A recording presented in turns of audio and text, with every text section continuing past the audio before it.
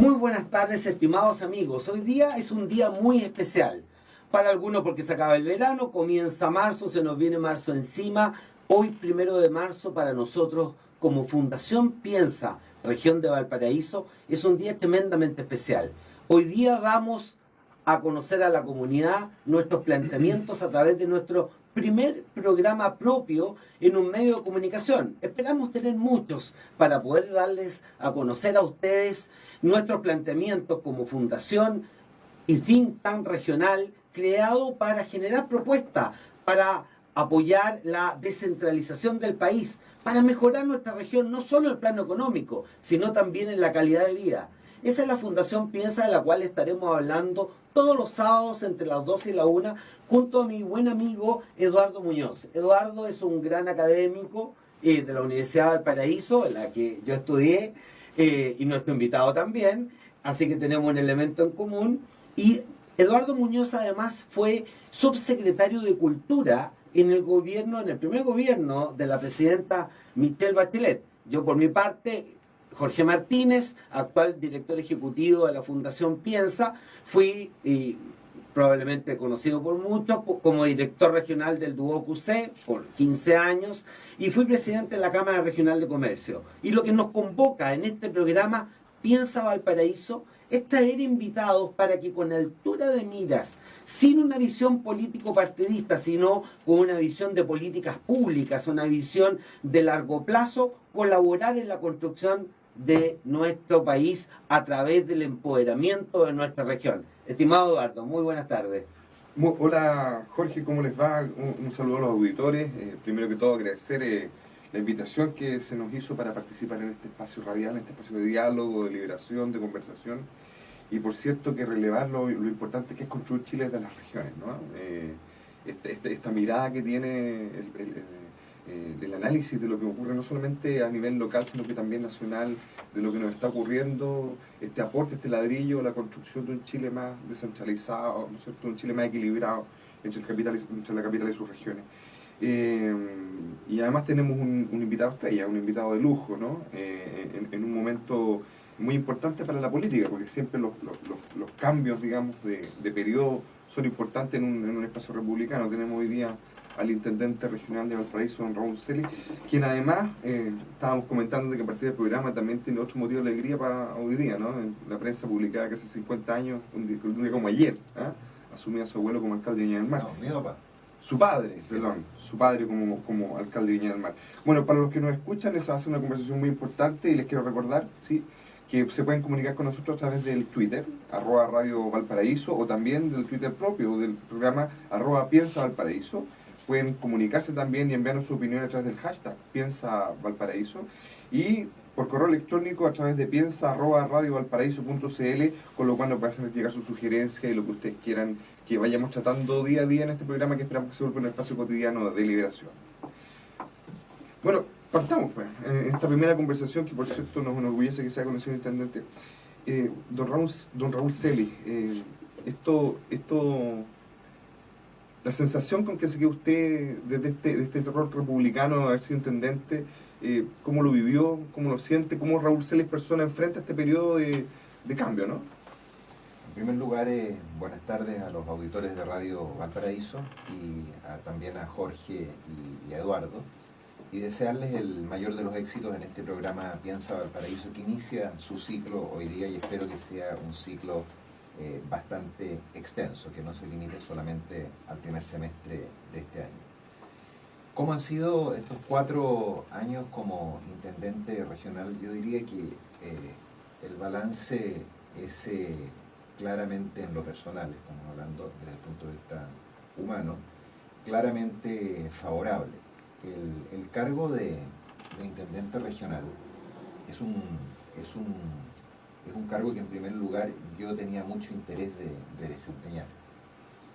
Entonces ahí está la teoría de la gana, como decía un profesor de una universidad, que hay que tener ganas para desempeñar los cargos, y yo tenía mucho interés, muchas ganas de ser intendente regional, y de hecho era el cargo que más me interesaba dentro de la región, era la intendencia regional.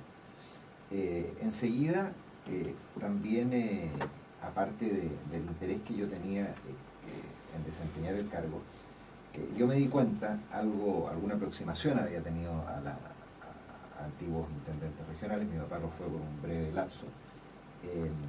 Yo sabía el poder que en general se ejercía desde la intendencia regional, pero creo que ahí yo cometía algunos errores y me di cuenta con el curso del tiempo que el poder, las facultades que tiene un intendente regional eran mucho mayores de las que yo pensaba. Y eso creo que es bastante positivo. ¿Desde qué punto de vista?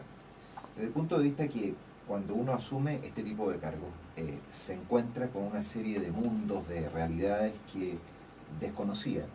Pero la gracia es que esos mundos, esas realidades diferentes, esas realidades que uno desconocía, uno puede influir en mejorarlas. Desde ese punto de vista, entonces, el ejercicio de la facultad, de las atribuciones de intendente es muy satisfactorio porque puede cambiar la vida de muchas personas. Y un buen ejemplo, yo siempre lo sitúo en la comuna de Santa María, que es una comuna pequeña de la provincia de San Felipe, donde en los últimos años, por ejemplo, si uno va mezclando lo que son los hitos normales de una comunidad, en la parte donde se reúne toda la población, en la plaza, está siendo remodelada. Donde van para actividades de esparcimiento, en la cultura, se construyó un centro cultural. Si hay problemas de salud, se va a un centro de salud familiar, se construyó un centro de salud familiar. En la parte espiritual, en la parte de la fe, estamos en un 95% avanzados en la reconstrucción del santuario de Santa Filomena, que es un lugar de peregrinación bastante típico, muy cerca de Jahuel. O sea, prácticamente se construyó también en materia de vialidad la principal calle de la comuna, que es la avenida Irarrázaval.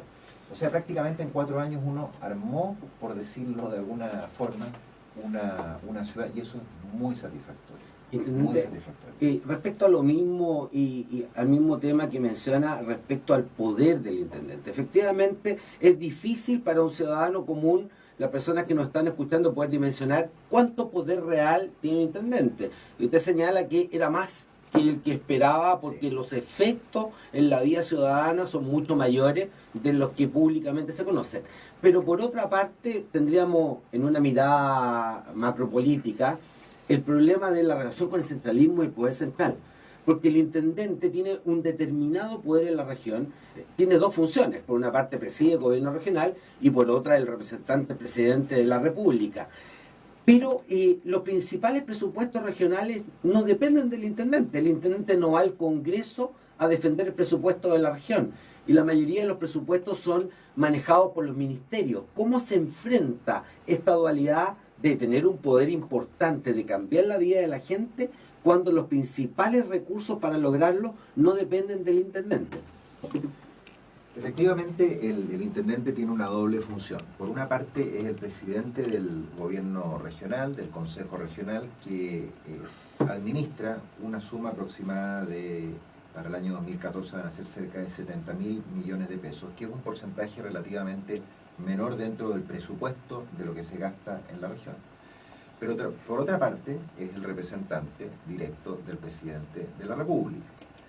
Como tal, es funcionario del Ministerio del Interior y se relaciona con los otros ministerios. Y en este ámbito donde la cantidad de fondos invertidos en la región supera el 90%, yo quiero destacar que, a pesar de que estamos en un país tremendamente centralista, creo que el centralismo probablemente es el principal problema que tiene nuestro país, yo debo reconocer que el presidente de la República conmigo fue sumamente generoso en materia de atribuciones, de dejarme hacer las cosas, de no estar controlándome, amarrándome o llamándome la atención, o simplemente imponiéndome la opinión de los ministros. Nosotros elaboramos el año 2010 un programa de desarrollo regional 2010-2014. Ese programa lo desarrollamos aquí en la región. Y ese programa, que tiene 6 ejes, cada uno de los ejes tiene objetivos, los objetivos tienen responsables, plazos para ejecutarlos, fuente de financiamiento, forma de ejecución del gasto. Bueno, ese programa lo elaboramos aquí en la región. y ese programa abarca al gobierno regional solamente de una manera tangencial. Fundamentalmente son recursos del nivel central.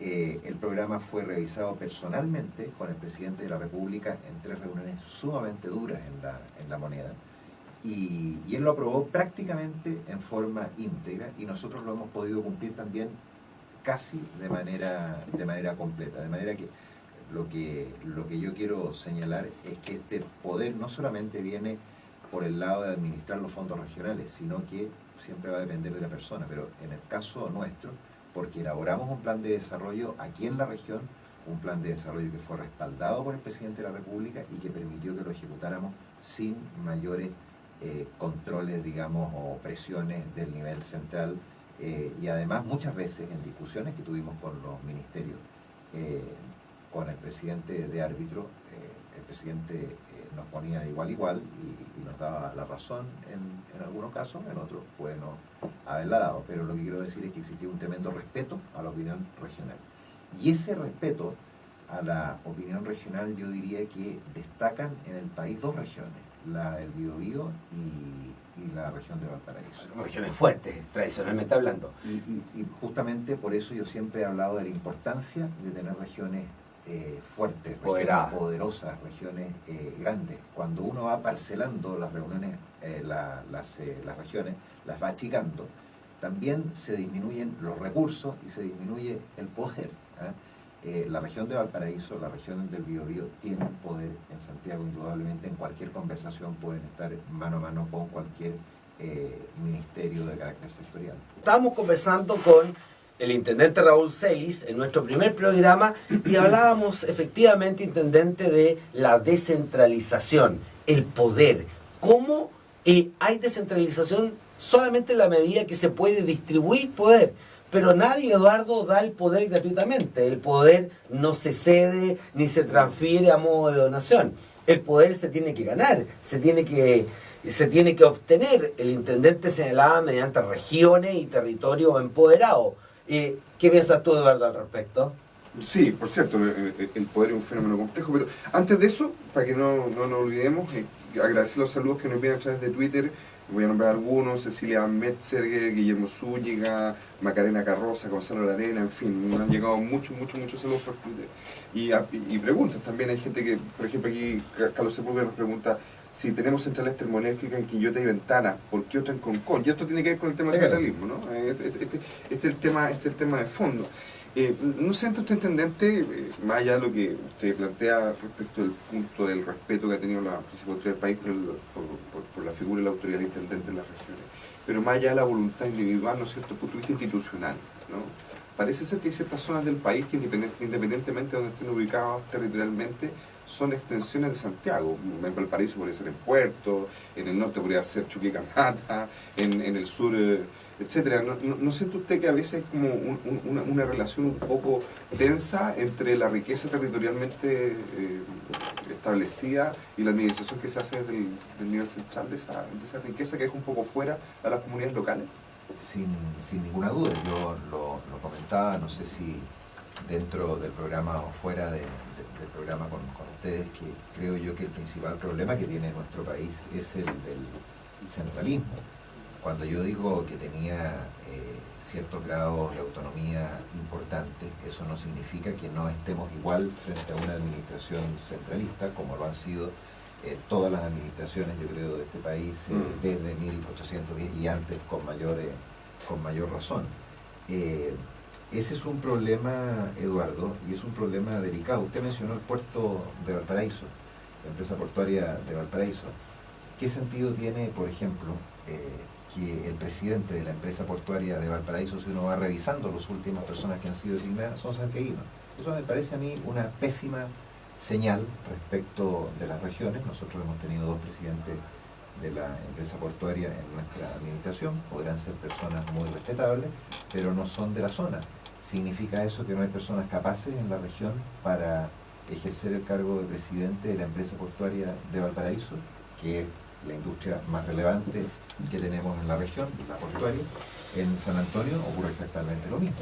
La persona que es presidente también es una muy buena persona, el presidente de la empresa portuaria de San Antonio, pero tampoco es de la región. Si bien residió en la región y ocupó cargos importantes en la región en el caso de San Antonio. Y si uno retrocede en gobiernos anteriores se va a encontrar con la misma realidad. Ese, sin ninguna duda, es un problema grave, pero ahí es donde las regiones también tienen que levantar la voz. ¿Eh? Porque si yo veo, y ahora estamos próximos al nombramiento de un nuevo presidente de la empresa portuaria por la futura administración, ahí es donde uno tiene que levantar la voz y reclamar. No, yo quiero, nosotros creemos que en la región tenemos personas muy capaces para desempeñar el cargo de presidente de la empresa portuaria. ¿Por qué tiene que ser un santiaguino? Y así sucesivamente uno va recorriendo distintas áreas donde ustedes decían el poder hay que ganárselo, pero también hay que reclamar. Sí, claro. ¿Ah? Yo muchas veces puse el pellejo, digamos, y el cargo con cuotas de alto riesgo de que me pidieran la renuncia en la moneda por defender decisiones determinadas políticas que a mí me parecían correctas. Por ejemplo, en la compra de los ascensores. La compra de los ascensores estaba dentro del programa regional. Me costó mucho incorporarla, a pesar de que al presidente siempre le han gustado los ascensores de Valparaíso, pero me costó mucho convencerlo. Y después de que lo convencí, cuando intentamos proceder a la compra, tuve una oposición sistemática, pero de una cantidad de burócratas intermedios de Santiago gigantesca, y esto lo resolví directamente con el presidente de la República, saltándome a todos los asesores, a todos los ministerios, porque de lo contrario íbamos a perder la oportunidad de adquirir los asesores, que a mí me parecía como señal muy potente. Sin duda alguna. Descentralización. Sobre lo mismo, intendente, y lo mencionó. Y usted mencionó un tema que nos ofende, que nos pone en situación de tutelado, como si Santiago fuera nuestro tutor, porque somos incapaces, y ha nombrado un tema que como fundación hemos puesto también en relieve desde un inicio, que los presidentes de las empresas portuarias sean santiaguinos. Pero también más allá de eso, que lo encuentro importante, las estrategias de desarrollo portuario también son santiaguinas. Y algo que usted mencionó en una entrevista hace poco, 2 días atrás, y que también nosotros como fundación lo hemos mencionado hace un tiempo, resulta difícil de entender que Santiago siga concibiendo 2 empresas portuarias distintas, EPSA en San Antonio, EPB en Valparaíso, capaz que después alguna nueva en Ventana, y estamos armando puertos que compiten entre sí, que no tienen una lógica estratégica, cuando el gran puerto de Chile es el puerto de San Antonio, Valparaíso y Ventana, un megapuerto que debe ser dirigido con criterios regionales, lo que los lleva a tomar medidas prácticas, concretas. Yo no quiero entrar, no sé si tenemos el tiempo hoy día, Eduardo, al tema del T12, el nuevo terminal, o el tema del mall, que lo podríamos abordar, pero estas estrategias desarrolladas por el sistema de empresas públicas en Santiago, que cuesta mucho influir, debe ser muy complejo para un intendente, pensando usted intendente y en la persona que va a tomar el cargo el próximo día, en Ricardo Bravo, debe ser muy complejo poder plantear la postura regional. Yo creo que se requiere más apoyo al intendente de las fuerzas sociales. ¿Será una posibilidad?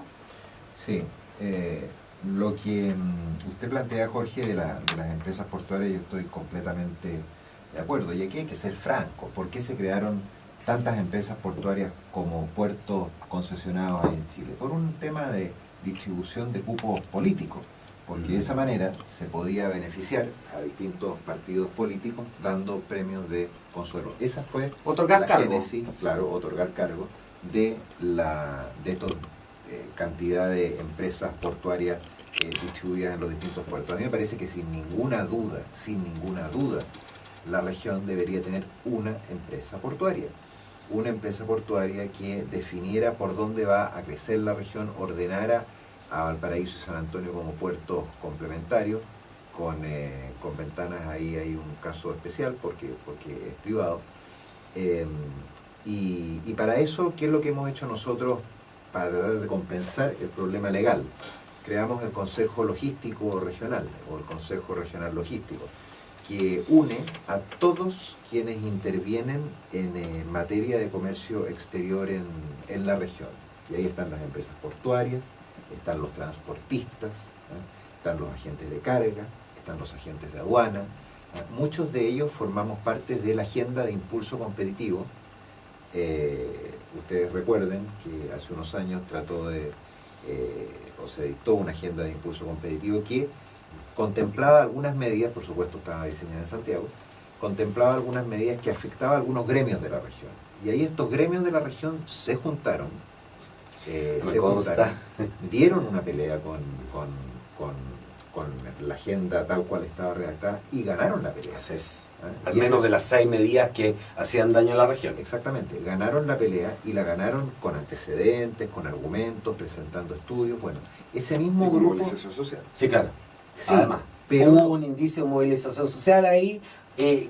¿Por qué siempre se reacciona ante la movilización social? Perdón, intendente, pero para hacer un poquito dinámica la conversación, espero no se ofenda. Pero lo mismo me comentaban los agricultores con el tema hídrico, que usted tuvo una gran participación en el desarrollo de las baterías de pozo y, en fin, y múltiples soluciones que se fueron desarrollando para esta grave sequía, que todavía estamos en sequía, no veo que se haya levantado la sequía. Pero los agricultores me decían, si lo que nosotros tenemos que hacer es tomarnos una carretera 4 o 5 días, quemar unos neumáticos, así salimos en la prensa de Santiago y recién ahí nos van a escuchar. O sea, ¿esa es la lógica hoy día para poder enfrentar a Santiago, como señala Eduardo? A ver, en el caso de la agenda de impulso competitivo, la movilización social se dio muy al final, pero lo fundamental ahí fueron las reuniones que tuvimos en la Intendencia. Yo era parte del equipo que recibió y que organizó a este grupo y que encargó los estudios a la Universidad Católica de Valparaíso. Se hicieron estos estudios que en definitiva convencieron de la inconveniencia y ahí estuvo muy jugado, y hay que decirlo, el exministro de Economía Pablo Longueira, que fue clave en la resolución de este problema en favor de la región. De manera que yo creo que ahí la gracia que tuvo imponer el criterio regional por sobre el de la capital, más que en una movilización social, fue la entrega de argumentos, ¿eh? Que es un poco lo mismo que estamos tratando de hacer con este Consejo Regional Logístico. En el caso de la sequía, ahí hay que distinguir diversas situaciones, lo que ocurre en el Valle de la Aconcagua con lo que ocurre en Petorca. La movilización social además es legítima, si uno no tiene por qué tenerle tanto miedo. Ahora, que se reaccione muchas veces cuando existe movilización social, eso es indudable, es un hecho irrefutable, y por eso que lo que tenemos nosotros que hacer es anticiparnos en lo posible a los conflictos, de manera que los problemas sean resueltos sin necesidad de recurrir a movilizaciones sociales. Para allá ahorita me pregunta a propósito del adelantarse, ¿no? Y para volver un poco a subir el tema, que caso a caso uno puede ir, en lo episódico uno puede ir encontrando argumentos más, argumentos menos. A mí lo que me preocupa, ya que estamos entrevistando a una institución de la región, porque más allá de Raúl Celis es el intendente, ¿no? Y de esa mirada, ¿qué pasa con el pensamiento estratégico regional? ¿Por qué es tan dependiente de la voluntad, ¿no? Uno puede estar a favor, en contra, tener diferencias o no respecto de algunas estrategias que usted como intendente realizó precisamente para provocar esos diálogos. Pero desde una perspectiva de balance, ¿qué pasa con la institucionalidad regional? Lo digo esto en la perspectiva de la centralización. Tenemos una región a veces incapaz un poco de pensarse estratégicamente, muchas veces con estrategias de desarrollo regional que son documentos y no instrumentos precisamente, ¿no? Un segundito. Bueno, aquí estamos a través del 105.9 FM Radio Valparaíso con Piensa Valparaíso, este programa que pretende, como hemos dicho, ser una plataforma de deliberación respecto del país, de la región, construir Chile de sus regiones. Les recordamos que se puede comunicar con nosotros a través del Twitter, @Radio Valparaíso, y por cierto a través del hashtag Piensa Valparaíso. Y les recordamos nuestro correo electrónico, piensa@radiovalparaíso.cl. Bueno, habíamos quedado con el intendente en una pregunta, yo creo que importante, ¿no? ¿Qué pasa con la capacidad de pensamiento estratégico en la región y la capacidad de acción estratégica en la región? No quiero repetir la pregunta completa, pero evidentemente a veces uno se queda con la sensación de que estas como miradas a 20, 30 años plazo desde la región quedan ahí, no se transforman en verdaderos instrumentos de cambio, ¿no? Y la continuidad además. Bueno, que es un esto problema estratégico de Chile, la y falta de dura, confiar en las dura políticas por el públicas. gobierno. Tú haces un plan y dura este gobierno. Sí. No hay otra mirada que no sea... Bueno, la OCDE dice eso, que una gran debilidad de las políticas públicas chilenas es su falta de continuidad. Exactamente. Sí, bueno, yo creo que aquí tenemos varios buenos ejemplos del problema de la estrategia a nivel regional. Nosotros no teníamos una estrategia regional de desarrollo regional 2010-2020. Lo que teníamos eran estudios encargados a empresas externas, además, o sea, ni siquiera dentro del gobierno regional, que hay unas divisiones encargadas de planificar, de hacerse cargo del futuro, de lo que viene. Bueno, se habían encargado a empresas externas y esas empresas externas no entregaron la estrategia de desarrollo. O sea, no solamente no cumplieron con su trabajo, sino que además se quedaron con recursos fiscales incumpliendo la labor para la cual habían sido Ya vamos con ese tema. contratados. Es un tema, ¿ah? Bueno, pero ese no se Por sabía, supuesto. ese no se conoce, no se conocía. Lo mismo pasa con el PREMBAL. El PREMBAL lleva más de 20 años de discusión y hoy día, con mucho esfuerzo, yo creo que podemos estar bastante confiados en que probablemente la próxima semana o la subsiguiente debería ser aprobado. Pero eso a mí me ha significado unos costos tremendos. Pero yo, Eduardo, no quiero eludir la pregunta. Yo creo que no existe en la región una estrategia de desarrollo, si bien nosotros hicimos una. Esa estrategia es una especie de decálogo de lugares bastante obvios, de cuestiones que prácticamente nadie puede estar en desacuerdo. Y por eso, que cuando asumimos lo que elaboramos junto con el presidente fue un programa mucho más acotado, mucho más con elementos medibles. Dividimos seguridad ciudadana, infraestructura, pobreza en campamentos, patrimonio, turismo, desarrollo insular, salud y medio ambiente, empleo. Esos fueron los ejes, con metas en cada uno de ellos: reducir el ingreso de drogas, reducir la violencia intrafamiliar. Ahora, el pensar la región a 20 o 30 años más, eso no se hace, no se ha hecho por ninguna institución de gobierno en los últimos 20 años, a lo menos desde la región estoy hablando. Y creo que es una tarea pendiente en la que sin duda la colaboración de la política también no es tan académica, es más un campo de lucha muchas veces.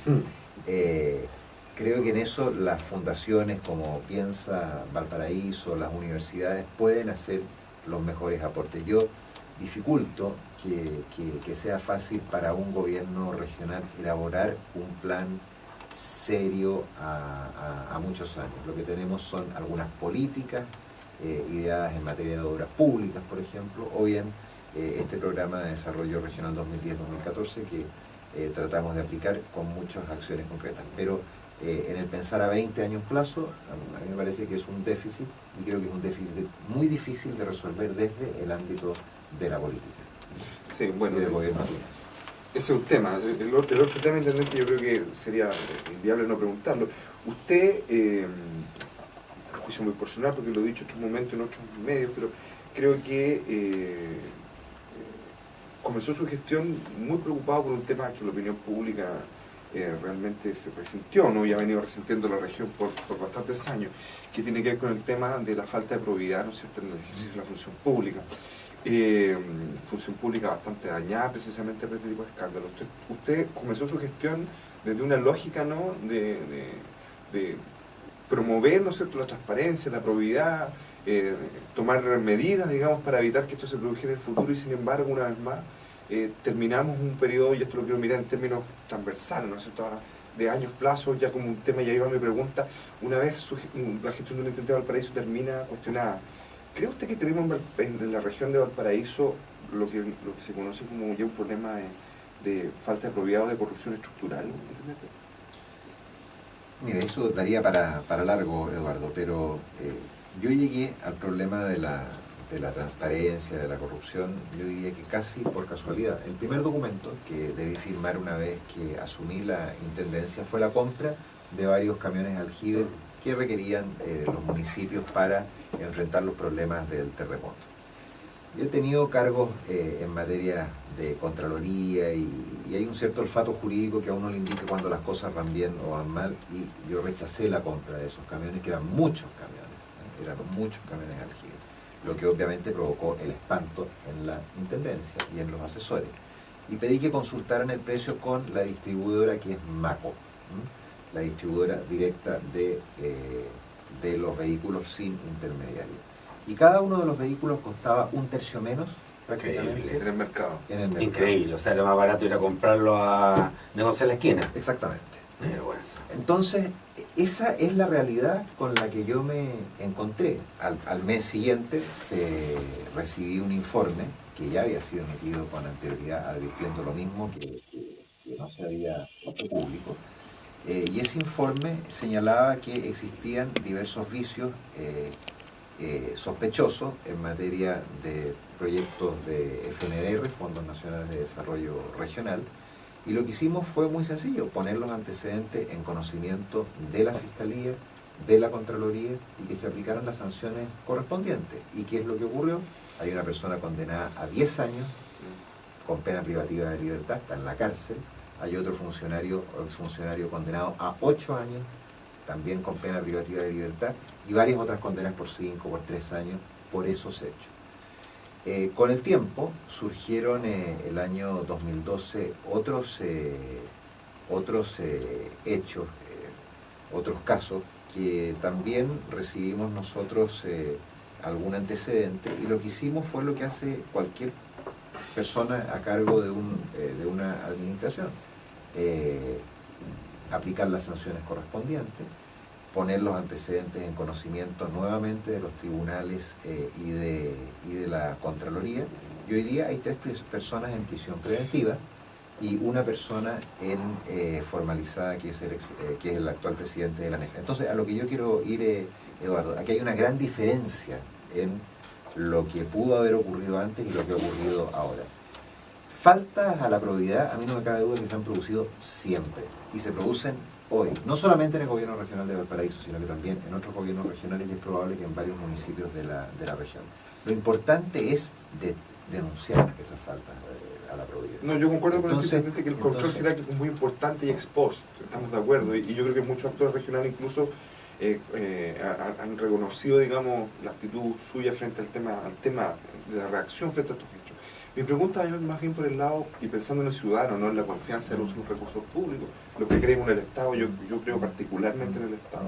Creemos que el Estado tiene que ser eficiente y efectivo. La gestión, intendente, ¿cómo es posible, cree usted, pensando, insisto, en el largo plazo, no solamente en su gestión? Pero me imagino que después de 4 años a la cabeza del gobierno regional, usted tiene que haber quedado con alguna sensación respecto de, bueno, ¿qué es lo que está pasando con la gestión de los recursos públicos, que se vuelve tan reiterativo este tema? Porque si no, podemos estar permanentemente metiendo gente presa, ¿no? Sí. Está bien, eso hay que hacerlo. O sea, alguien toma un peso público, se tiene que enfrentar la justicia. Pero ¿qué hacemos con la gestión de los recursos públicos? ¿Qué pasa? Lo vimos en la sesión de las comisiones del Senado, cuando se plantea, y el fiscal mismo lo plantea y lo deriva y pregunta: oiga, ¿el coteo de los recursos públicos es un mecanismo de repartición de los recursos públicos? Porque parece que muchas veces, y por eso me refiero al tema de la falta de probidad estructural, que no tiene que ver la falta de probidad solamente con el robo de dinero, sino con el destino de los recursos públicos. Ahí es donde esa es mi preocupación. ¿Cree usted que hay como una suerte como de visión paralela de cómo se ejecutan? Porque parece que por un lado fuera la norma y por otro lado fuera la práctica. Esa es mi preocupación. A ver, uno puede tener las mejores normas, los mejores procedimientos, los mejores sistemas de control del mundo, pero cuando hay gente incorrecta, gente incorrupta, gente corrupta, gente que quiere defraudar, obviamente todos los sistemas no van a detectar los problemas después de que ocurran. Entonces, aquí el problema no es tanto en los procedimientos, sino que en el elemento humano. Sin perjuicio que los procedimientos siempre son revisables. Por ejemplo, el tema de cuoteo y otros que son prácticas pueden volver a revisarse, creo yo, ¿no? Siempre se pueden volver a revisar y a mejorar. Ahora, entonces creo aquí que el elemento humano, por una parte, es muy importante. Y en segundo lugar, también la normativa. En el caso de los gobiernos regionales, lo que se hace es entregar a los consejeros regionales facultades que en la práctica implica manejar recursos, bueno, como manejan recursos, la forma que tienen ellos de aprobar los proyectos se presta, facilita a acciones o actuaciones reñidas con la... A su juicio, hay que regular mejor la competencia, las atribuciones y la distribución de recursos dentro de los CORE y el gobierno regional. Sin ninguna duda, sin ninguna duda. El problema ahí es un problema estructural, podríamos decir, pero es un problema estructural que no se da solamente en esta región, se da en muchas regiones. Es un problema nacional. Es un problema nacional que permite que yo deba pronunciarme sobre la pavimentación de la calle Condel en tal tramo en Quillota.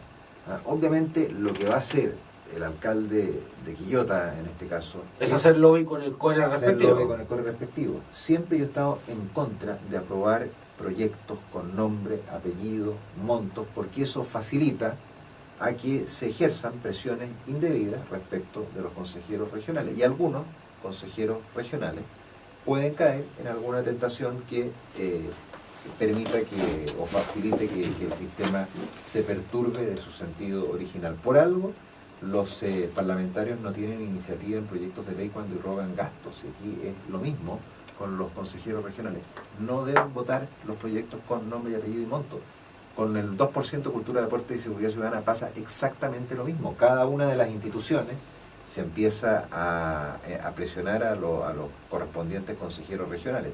O en otros casos, como aquí ocurrió, los consejeros regionales terminan siendo, algunos de ellos, no todos desde luego, terminan ofreciendo a ellos proyectos de cultura y deporte para financiar campañas políticas. Intendente, tenemos que ir a una pausa, pero antes de la pausa y de esta conversación, y mira, Eduardo, cómo van saliendo los temas, y aquí le estoy hablando a los investigadores de Piensa, bonito tema sería estudiar la generación de una regulación del lobby en los gobiernos regionales. Fíjese, intendente, que se está tramitando la ley del lobby a nivel parlamentario. Pero si estamos pidiendo autonomía y mayores recursos de las regiones, y este tema del cuoteo y del lobby salta a la vista, yo creo que no sería malo que nuestros investigadores, y por cierto, y es una invitación, todos aquellos, la universidad, en fin, que quieran participar, yo creo que no sería malo estudiar la posibilidad de regular el lobby dentro de los gobiernos regionales. Pero me indican que nos tenemos que ir a una pausa, así que volvemos en un par de minutos en Piensa Valparaíso. Intendente, volvemos en la última fase, en el último... Se nos pasa rápido el programa, fíjese la cantidad de temas, la cantidad de ideas. Ya salieron algunos encargos para nuestros investigadores, la Fundación Piensa. Pero yo le quiero preguntar, intendente, una pregunta que suena media cliché, pero que me interesa mucho. Usted la próxima semana entrega el cargo, cumple un periodo de 4 años y pueden haber muchos juicios sobre su gestión. Eduardo ha dado su impresión, yo doy la mía. Yo creo que usted ha sido un gran intendente y se lo he dicho públicamente, lo he dicho por escrito, así que, y por muy buenas razones, porque ha instalado temas y ha tenido una perspectiva y se ha atrevido a plantear ciertas soluciones que normalmente, incluso contra la línea de los partidos políticos, incluso en contra de algunas líneas de gobierno central, como por ejemplo las 50 medidas de impulso para la competitividad y muchas más que no voy a mencionar ahora, pero algún día lo escribiré sin duda, y usted ha sido un gran intendente. Pero si usted lo volviera a elegir intendente, sacándonos el terremoto de encima, pero supongamos que usted asume de nuevo el 11 de marzo del 2010 y no hubo terremoto, ¿qué no habría hecho o qué habría hecho con mayor énfasis, intendente? Hay tantas cosas distintas que uno habría hecho. A mí siempre me da mucha risa cuando hay personas que dicen no me arrepiento de nada, y lo encuentro de un nivel de... Y cantan y cantan My Way. Eso lo encuentro de un nivel de estupidez gigantesco. Uno en el día toma miles de decisiones. ¿Qué ropa me pongo? ¿Me peino? ¿No me peino? me corto las uñas. No se venga así por intendente, no llega eso. Claro, no todos se pueden peinar, estimado Eduardo. Bueno, pero en fin, hay cientos de decisiones que uno toma en el día y muchas de esas decisiones no son las adecuadas. Yo diría que además para entender bien lo que representa la intendencia regional, uno necesita como aproximadamente un año de aprendizaje. Hay un año más o menos, que donde uno creo que no tiene una gran claridad de todo lo que ocurre en la región y por dónde va la cosa. Habría hecho, a ver, yo tengo primero la tranquilidad de haber dado todo lo que podía dar. Si no di más es porque no puedo dar más. Físicamente e intelectualmente yo di mi 100%, no estoy en condiciones de dar más. Pero probablemente me habría tratado de impulsar. La pregunta, Jorge, va por ¿en qué asunto? El desarrollo de la región, exactamente. Más? A ver, yo diría que me habría habría profundizado todo lo que se refiere a la logística de exportación. ¿Ya? La logística de exportación, yo con el tiempo le empecé a dar cada vez mayor importancia, sin entender que probablemente es el elemento más decisivo en nuestra región. La logística de exportación involucra una red vial que va y además que abarca toda la región. Abarca desde el paso fronterizo Los Libertadores, que ahí hay un complejo que está en licitación, en proceso de licitación. Abarca toda la ruta 60CH, o Camino Internacional, como se le conoce, que está hoy día ya muy avanzado y con el tramo de Panquehue próximo a iniciar obras, con las expropiaciones realizadas, que eso lo detuvo durante mucho tiempo. E involucra también el crecimiento de los puertos, y ahí a una cantidad de agentes productivos tremendo.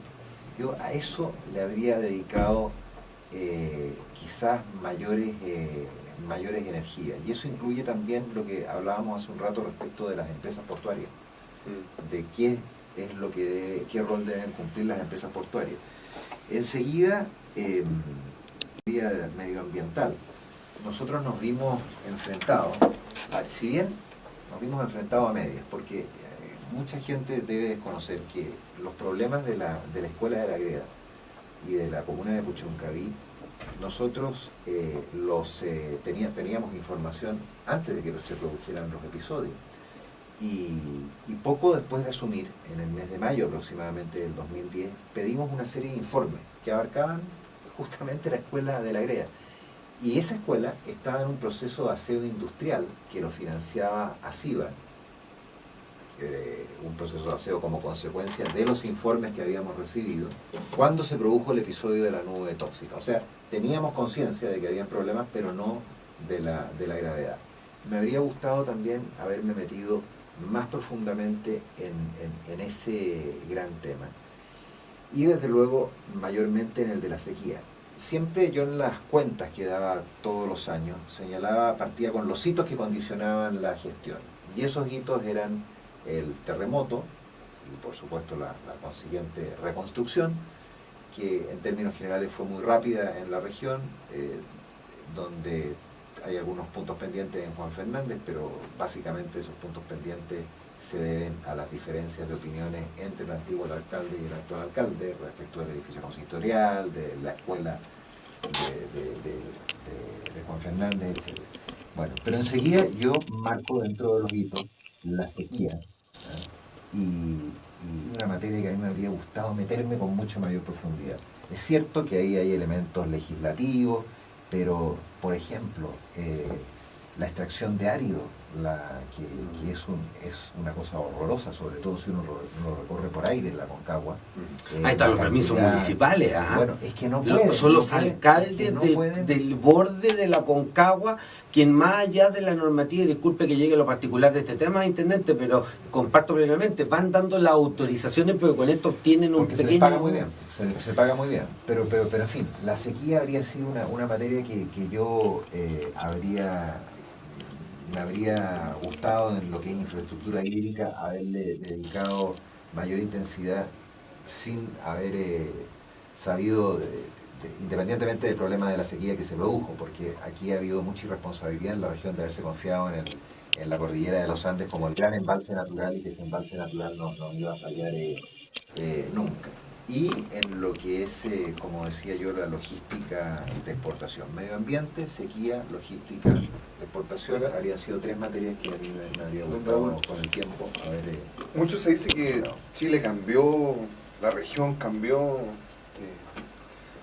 Uno se enfrenta a problemas que 10 años atrás creía que no iba a haber. O sea, yo creo que el problema del agua, por ejemplo, nadie lo vio venir 10 años atrás.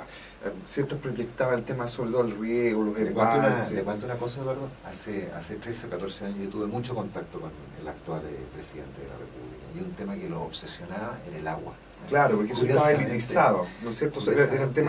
Eran temas de prospección más bien estratégica, de pequeños grupos, ¿no? Muchas veces no se entendía por qué en el país se discutía el tema de los embalses. Me acuerdo que en el gobierno del Lago... Salvo en la cuarta región, que desarrollaron una política de embalse en los últimos 30 años increíble. Pero digamos que 10 años después, hoy día el tema del agua es un tema no solamente rural, también urbano. Ya vimos el Epicentro, ahí publicó el tema, la discusión que es con ESVAL, las roturas de Madrid, el problema de servicios. O sea, el agua es un problema urbano y rural, se está convirtiendo en un tema en un país que tiene, uno mira la cordillera y ve hielo, mira hacia el otro lado de mar, un país lleno de ríos. Pero evidentemente Chile tiene cambio, pero más allá de seguir preguntando por esto de las obras concretas que evidentemente todo gobierno, al terminar sus escasos 4 años de gobierno, tiene obras que mostrar, ¿no? Uno puede estar de acuerdo con unas, con otras, ¿no? Pero sería bastante raro que terminara un gobierno sin obras, ¿no? O sin realizaciones, eso, por lo menos eso habla bien de nuestro Estado. ¿Cómo cambió usted, intendente? ¿En qué es distinto el intendente que asume, en qué es distinto el Raúl Celis, me perdonará, del 9 de marzo del 2010, del Raúl Celis que va a salir, que va a dejar de ser intendente? ¿En qué es distinto del Raúl Celis del 12 de marzo del 2014? No, en primer lugar está bastante más viejo, bastante más canoso, bastante más cansado de lo que estaba el 10 de marzo del año 2010. A ver, mire, yo creo, Eduardo, es difícil la pregunta y además que no estaba preparado para una pregunta de ese tipo. Yo diría que el principal cambio que se produce es en los focos que uno tiene en la vida. Yo he ejercido mi profesión desde hace muchos años en Valparaíso. Me gusta mi profesión de abogado y nunca me había cuestionado las cosas que hacía, porque teóricamente me llenaban, me completaban y pensaba que estaba muy bien enreglado. Pero claro, compararlo con lo que han sido estos 4 años de lo que decía, de mundos completamente distintos, de realidades que uno no conocía y poder resolverlas, me llevan un poco, y este es un problema muy recurrente con mucha gente de gobierno, yo lo he conversado mucho en La Moneda, me llevan a dudar un poco de las prioridades que yo tenía o las principales preocupaciones que tenía como ciudadano, ¿no? Entonces ahí hay un cambio importante en lo que son los enfoques o las prioridades que uno da en la vida. Lo que yo creía que era lo más relevante en mi profesión de abogado, hoy día me parece bastante poco relevante, por decirlo de alguna manera, frente a otros problemas que uno descubre cuando ejerce cargo como este. Enseguida yo le diría que también mi visión, un cambio importante que yo he tenido es respecto del trabajo que hacen gran parte de los alcaldes de la región. A mí el cargo de intendente hace que uno se relacione mucho con los municipios. Yo diría que son con las entidades con las que uno tiene más vinculación con las municipalidades, y por eso he optado por despedirme de la casi totalidad de los alcaldes. Jorge, me quería... No, que el director del programa de la radio, Mauricio Córdoba, me está diciendo que estamos pasados, pero Mauricio Córdoba, este es el primer programa, querido amigo, director de Radio Valparaíso. Denle unos segundos más porque las palabras del intendente han sido realmente interesantes. Por favor, intendente, para terminar. Sí, decía de las alcaldías, de los municipios. Uno muchas veces tiene una mirada, yo diría, tal vez despectiva del trabajo público. Y hay una tendencia, sobre todo hoy día, a descalificar. Y yo he visto en muchos municipios cómo la gente se saca la mugre por sus comunas, la quiere ver progresar. Yo le citaba recién el ejemplo de Santa María, que corresponde a un alcalde que no tiene nada que ver con mi línea política, pero he visto en 4 años cómo él ha ido consolidando de manera increíble su comuna, cómo ha mejorado. Veo el caso de San Antonio, y un tipo que ha logrado que una comuna que tenía índices de cesantía tremendo hace un par de años, hoy día esté con muy buenos números, y cómo también ha hecho crecer a su comuna. Y así uno puede ir recorriendo en la región comunas grandes, comunas pequeñas. Pero hay cariño, hay trabajo, hay esfuerzo. Claro, pero a lo que voy es que no es bueno generalizar en la descalificación como que los funcionarios públicos, quienes ejercen cargos de autoridad, son todos, son no sé... Flojos y corruptos. Flojos y corruptos. Yo he quedado gratamente sorprendido de muchos de los alcaldes, no un porcentaje menor, sino que muchos de los alcaldes de la región, el nivel de dedicación que tienen, el nivel de pasión que le ponen a su labor y de compromiso con sus respectivas comunas. Eso es un hecho que a mí me gusta destacar. Relevar. Estimado intendente, se nos acabó hace rato el tiempo, querido Eduardo. Nosotros, en primer lugar, las decisiones que usted tome respecto de su vida en el plano político no nos vamos a pronunciar, usted es libre de tomar las decisiones que estime. Pero esperamos que las decisiones que usted tome en el plano público y los temas públicos siga siendo un actor relevante, como lo han sido otros intendentes, Luis Guastavino, que usted recurría mucho a él, tengo entendido que había algún grado de amistad. Una buena relación con don Lucho. Ojalá que lo podamos seguir teniendo en la vía pública, y las puertas de la Fundación Piensa obviamente están abiertas, porque esta región hace falta, como usted lo señalaba, y Eduardo, en algún minuto de la conversación, hacen falta argumentos. No solamente presión social, no solamente política, hacen falta argumentos, y eso es responsabilidad de todos, y esa es la tarea de Fundación Piensa. Así que, estimado intendente, muchas gracias por venir al primer programa de la Fundación Piensa, que será subido para quien se lo perdió, a un canal de YouTube, donde lo podrán ver y repasar y analizar quienes estimen con detalle, y así con todos nuestros próximos programas. Muchas gracias, intendente. Estimado Eduardo, nos vemos el próximo sábado con nuestro próximo invitado. Así es, esperamos tener grandes invitados, y este programa se retransmitirá el lunes a las 20 horas, me indican. Así que para los que no lo pudieron escuchar completo, el lunes a las 20 horas podrán volver a escuchar este 30 balance del intendente de la región del país, Raúl Celi. Y me quiero quedar con esa frase, ¿no? La valorización de la función pública. Muchas gracias a todos. Nos vemos. Gracias.